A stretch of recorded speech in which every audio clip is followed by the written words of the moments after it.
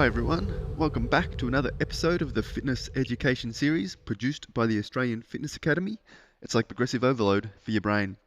I'm your host, Tom Rock, and in today's episode, we're going to talk about supplements. We've had some previous podcasts on supplements and nutrition, but I think it's another good time to get into it and talk about it. And I did get an email from one of our previous face-to-face student, Sue. So thank you, Sue, for sending through your email. It was a great email.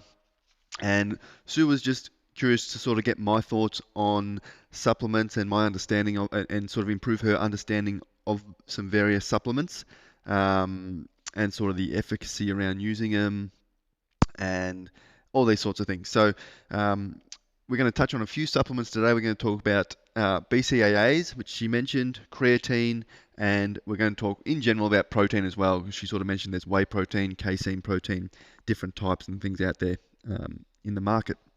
So I think it's a great, it was a good email. So thanks again, Sue. Hopefully I give you some thoughts on. Hopefully enjoy my thoughts on it. And yeah, let me know if you have any other questions or if anyone's got any other questions. I will preface this by saying, obviously I'm not a dietitian or a nutritionist. I've studied at exercise science and done nutrition topics at unis and things like that, but not in terms of a nutrition course.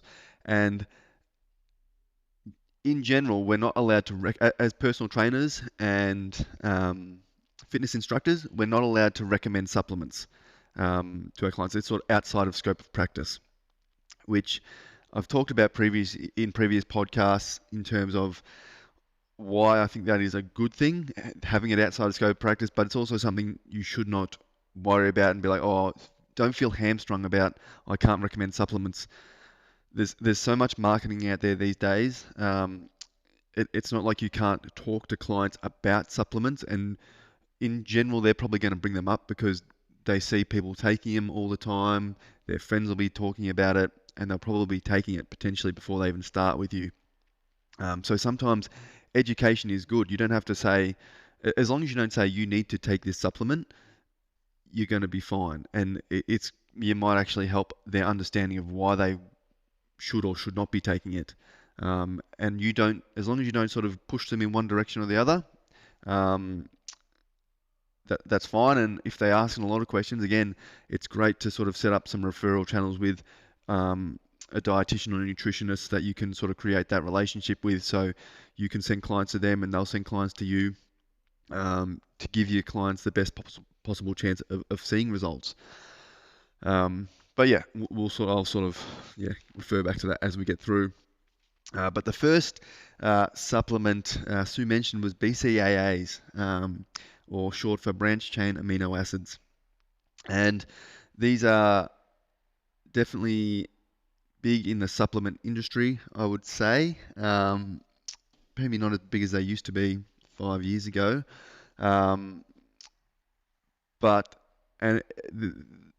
Basically, I think the marketing is around recovery and building muscle and things like that. Basically stemmed from improving recovery. And Sue has mentioned in emails that there is some debate around BCAAs, with studies suggesting that they may not be effective.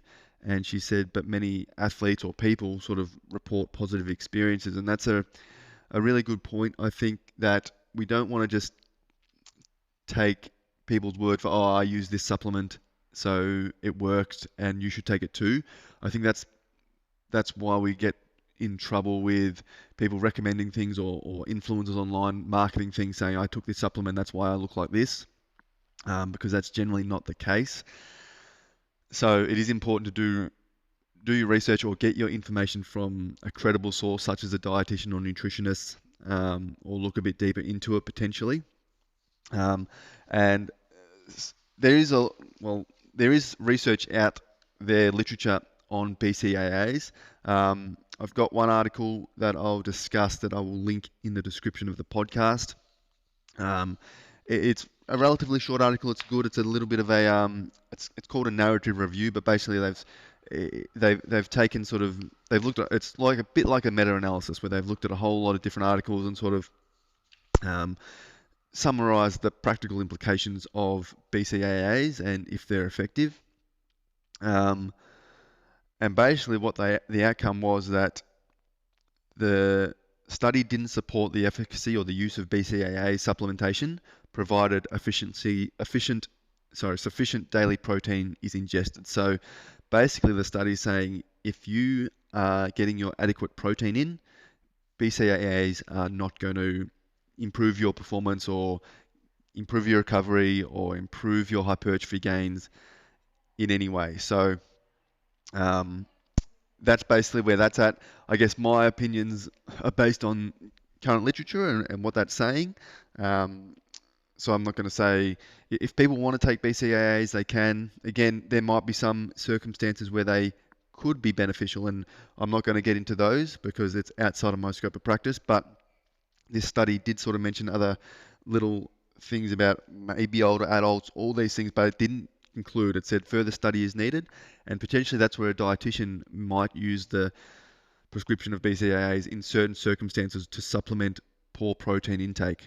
But again, it's not our job as fitness instructors and personal trainers to work that out. We would generally suggest eating a well-balanced diet with whole foods and potentially give them some advice on what foods have high protein, whether it's steak, chicken, all those sort of fish, high protein foods that they can start to get in their diet. And if they get regular protein from whole food sources, BCAAs are not going to be necessary, which is what this study says. It also sort of concludes that the proposed benefits of BCAA used in the marketing of supplements appear to be at odds with the overall state of the current literature, which does not support the efficacy of supplementation on muscle strength and hypertrophy. So this article sort of says that some of the marketing used to advertise BCAAs and their proposed benefits doesn't really align with what the literature is sort of saying in terms of their uses. So I think it's a really good point in your email. It's out there. It's good to know. And you don't have to say, you don't want to argue with your client or say you shouldn't be taking them. If they are taking them, have a discussion with them. Maybe recommend they go see a dietitian or a nutritionist to get qualified advice. You can say, this is what I've read, potentially. But yeah, so in terms of where I stand on BCAAs, that as long as someone's getting their total protein intake or enough protein through their diet, BCAAs aren't going to be doing anything for them and pretty much just going to be a waste of money at that point. So, and again, we are able to give advice on protein sources. So you can go to the Eat for Health website, the Australian Healthy Eating Guidelines, and find a list of protein sources, and there's lots of information there that you can give your client on how many serves of protein or how many serves of these things they should be getting per day, and then you can help them sort of work that into some sample meal plans on there as well. So they can start to make these decisions on, oh, well, if I change my breakfast to Greek yogurt, and they can sort of start to put these foods into their daily habits themselves. So that way they'll get their protein, and they're not going to need, and they're not going to,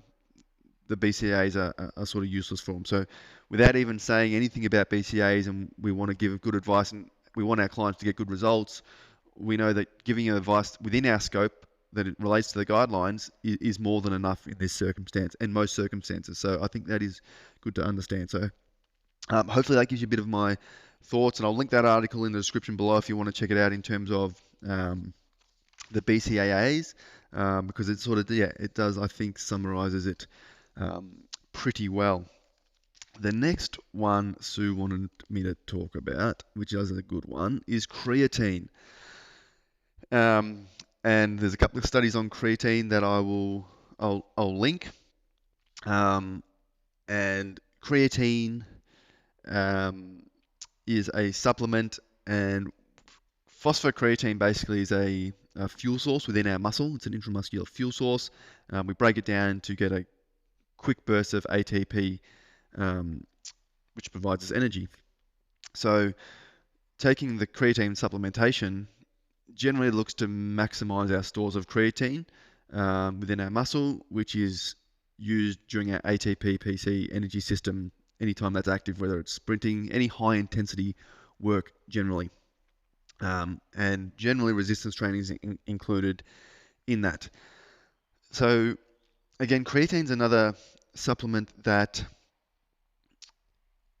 we're not allowed to recommend, so you can't go and tell your client to take creatine. Um, in general, we don't want to recommend supplements in case something, obviously it's outside of our scope. We don't have the knowledge to prescribe it and when to prescribe it, and potentially the contraindications to taking it. There might be instances where creatine is not a good idea for someone to take. And because I don't have a full background, medical history, all these things, if I recommend creatine and something goes wrong, doesn't look good, not going to end well. So it's one that we can't recommend. However, there is a lot of research, or there is research on creatine and its ability to be beneficial.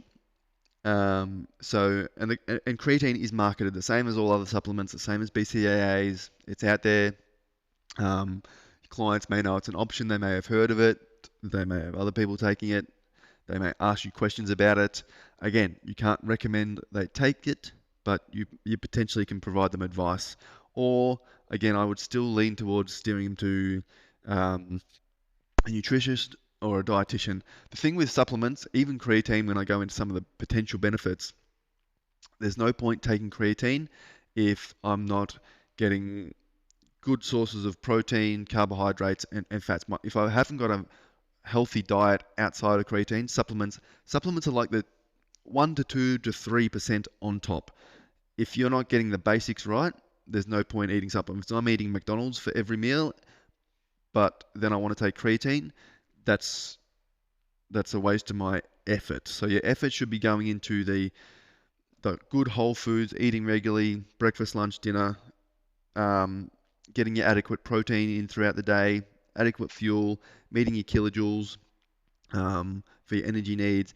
And then once you've got that dialed in, that's when clients potentially might look at the supplements, or could look at the supplements through the use of a nutritionist or a dietitian to give them advice. But in general, 99% of the focus should be getting their whole foods right based on what you can give them from the healthy eating guideline, and they need to follow that nutrition well, and they'll get 95% of the results from that, probably more, 99% of the results from that. Supplements are not going to be the huge game changer into, I'm not gaining muscle, and now all of a sudden I'm gaining muscle. That's not how it works. But I'll link a couple of creatine articles that I've followed up on below. And there's a fair few out there, but in general, one of them is by Nunes and Ribeiro, and it was in 2017. This one looked at creatine and hypertrophy, and this was one article that did show that creatine elicits greater hypertrophy in resistance-trained, I think it was men, in the study, but they have shown people doing resistance training that had one group taking placebo, one group taking creatine, and the group taking creatine got greater hypertrophy. And that has been sort of shown relatively consistently in the literature. So it's sort of the opposite to BCAAs, which sort of have shown there's no real benefit. Creatine has shown benefit. It's still not a supplement we can recommend and say you should be taking this, because in general, most of the people you work with probably aren't at that level. Like, unless they get their whole diet and they're trying to maximize and squeeze out that final 1 or 2%, it's still going to be something that's not necessary. And we don't want to go wasting people's money if supplements are not cheap and they're potentially not necessary at all. So, yeah, that's why it's good to steer clear of it. Stick to them, good, healthy, whole foods, and they're going to get 99% of the results.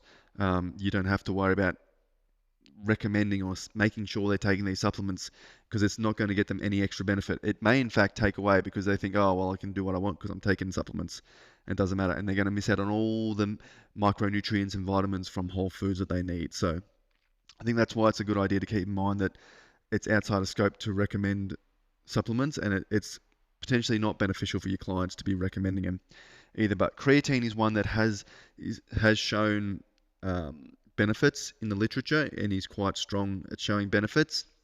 There's another paper that I'll list I haven't got the names of it at the moment, but it'll be there. It's from 2021, and it's sort of a bit of a summary of creatine. And creatine has been shown to have other sort of benefits. They sort of talked about, obviously, it increases the cellular energy. So, in general, I sort of like to think about it potentially what it does, or how you can think about it. Instead of getting 3 reps, if I'm doing a heavy set of 3, instead of getting 3 reps and being fatigued, I might get 1 or 2 more reps. And that over a longer period of time is more training stimulus and generally potentially slightly more results, but it's not going to be a huge difference.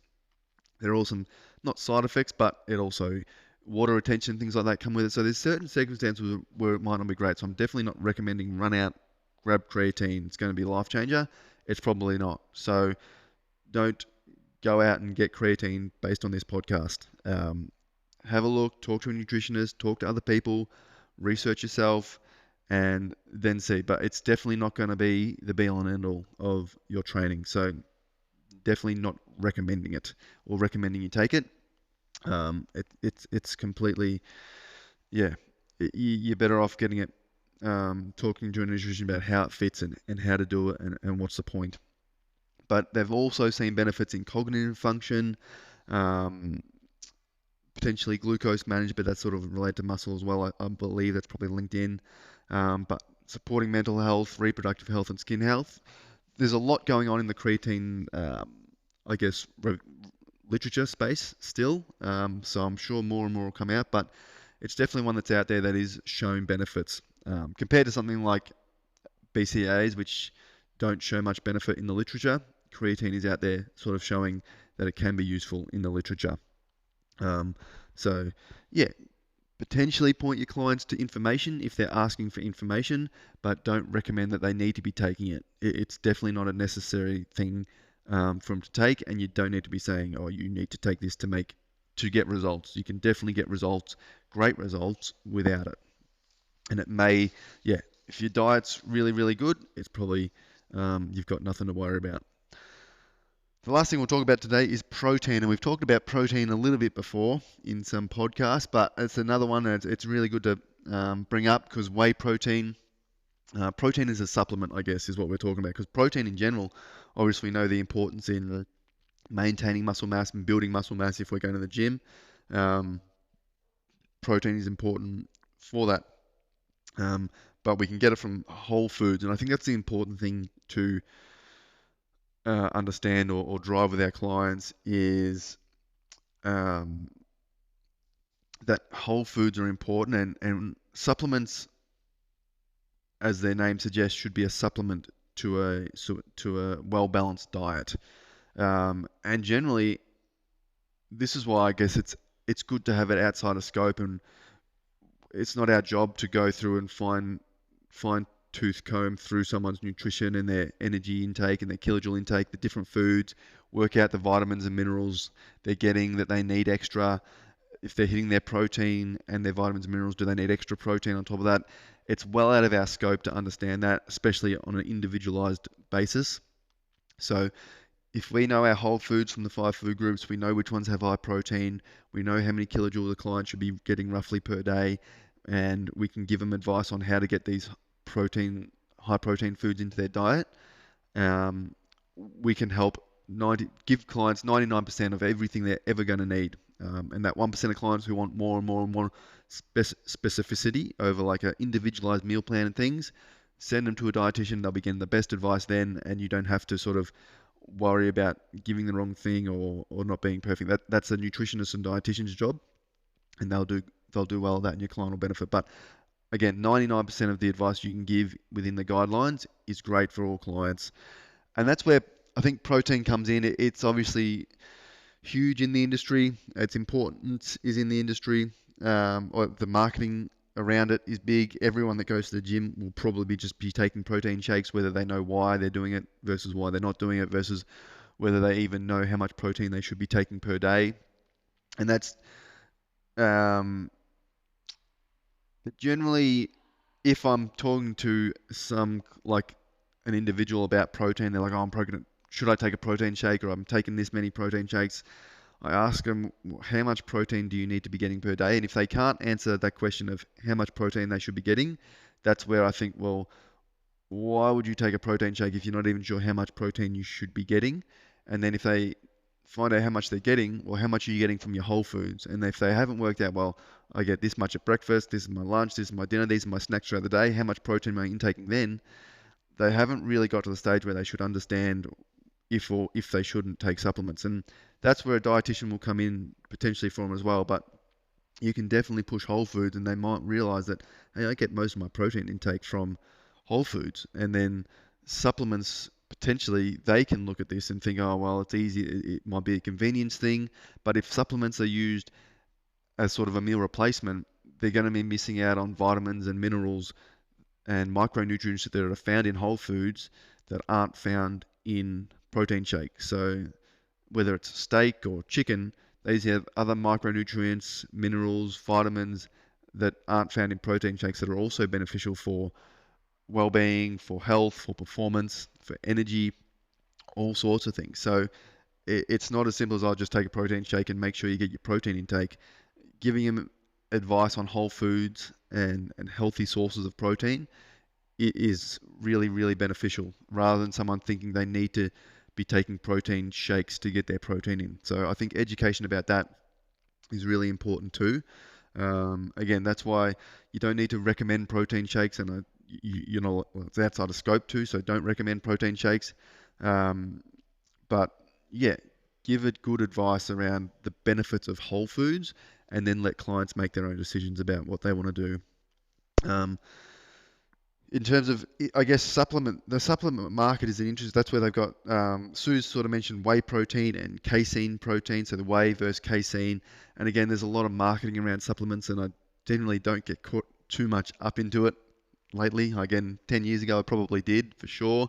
And they sort of market like whey protein is really fast acting and gets absorbed quickly, whereas your casein protein is sort of slow release and absorbed slowly and good for having overnight and these sort of things. And again, in general, there's only a maximum amount of we can stimulate muscle protein synthesis with protein. And if we're getting adequate protein in regularly throughout the day, your client, you don't need to worry about, oh, I have to make sure I'm having casein at night, so then my protein levels stay high while I sleep. It's not going to make a difference in the results you're getting, whether it's getting bigger or stronger or leaner, whatever it is. So your total protein intake isn't going to what's important. I think it's, if you're worried about types of protein, casein and whey, it's sort of probably more what the supplement industry is sort of wanting, I guess, so you purchase more products. But I think it's important to sort of see what's out there, ask questions, because clients will be on these things or talking about them or saying, I need this, and it's interesting because you will get people, and whether it's athletes or influencers or personal trainers saying, I take this, I'm getting great results because of the BCAAs I'm taking. Don't take people's word for it. They may be having to market it. They may just think that's why they're getting results, but it's because of something else they're doing. Just because one person says they're getting results from BCAAs and recovering quicker, it could be complete placebo effect, or they're sleeping better, or they've also started eating regularly throughout the day. Amount of things can influence that. So yeah, I don't like to rely on sort of anecdotal evidence for anything. I don't think so. So it's a great point because it is definitely out there a lot, especially with social media and stuff these days. But yeah, in terms of whey and casein, it's sort of, I don't think, and again, I don't think you need to look at it, people or individuals don't need to look at it so specifically and sort of that granular. I don't think it's necessary. Again, as fitness instructors, personal trainers, we're giving advice based on the healthy eating guideline. Here's some whole food protein sources, Greek yogurt, all these sort of things, chicken, beef, turkey, pork, lots of options. Give them options, and then they can sort of work these whole foods into their diet. And people will be able, you should be able to, most individuals should meet their protein intakes through whole foods. And they can decide if they want to put a protein shake in there or not, once you've sort of helped them understand what healthy eating looks like. And if you think they're not getting it, or they're not really getting a well-balanced diet, that's when you could refer them to a dietitian and say, hey, have you thought about seeing a dietitian to maximize your opportunity to get good nutrition in? And that's also a good option. So let them do what they do. It's not often you're going to have, you obviously it's outside of scope to prescribe supplements, but I can't think of any instances where I would want to prescribe a supplement to somebody. I don't think it's necessary to prescribe supplements, and I think you can potentially just cause more, not harm potentially, it might cause harm, but definitely financial stress, financial strain that doesn't need to happen, and you'll get a lot of results from just telling them, educating them on eating healthy um, for 95% of their week, and that'll make a big difference. Cutting out junk food, all these sorts of things are the crux of it. Yeah, I don't think there's any circumstance where I would want to recommend a supplement. Again, they're not going to be game changers and make all the difference in the world. Someone understanding how how many kilojoules they should be eating, and then how many they're currently eating, is probably 95% of the work that you need to do. Is saying, let's do a 24-hour recall of what you ate, or last week, how'd you go? They just write it down. You estimate the kilojoules, say, well, this is what the amount of kilojoules you should be eating, whether it's more or less, and just give them some examples of foods they can eat with high protein, and that'll do the job. So you shouldn't feel the need to recommend supplements. I think that's sort of out there because people ask about it. They're always marketed. They're in gyms. There's protein tubs. So it's like, oh, should I be taking that? And it's not necessarily that way, but it's an interesting industry because I can walk into a supplement shop and they'll start trying to sell me every supplement under the sun. But as a but yeah, so it's very interesting. But I think it's a great topic, and more awareness around it is good. But that's, I think, where dietitians and nutritionists can really help out and how these actually fit. But yeah, try not to get, the marketing is big on these, and yeah, the advantage people get is not as big as gets marketed. So it's not going to be a game changer in hypertrophy or strength or weight loss. Consistent good training with a healthy, well-balanced diet of whole foods is what happens, is where it's at. Taking a supplement, a so-called supplement, is not going to make the difference between your training or a client's training seeing results and not seeing results. So it's potentially good for them to understand that at some point too. Anyway, I hope you got a bit out of that, Sue and everyone else. If you do have any questions off the bat of this podcast, please send an email to tom@afa.com.au. If you've got any other topics, programming, exercise selection, anything fitness related, health related that you would like me to discuss, send an email to tom@afa.com.au as well. Yeah, anything you want to hear me discuss, happy to do it. Other than that, guys, hope you have a great weekend, and I'll talk to you all soon.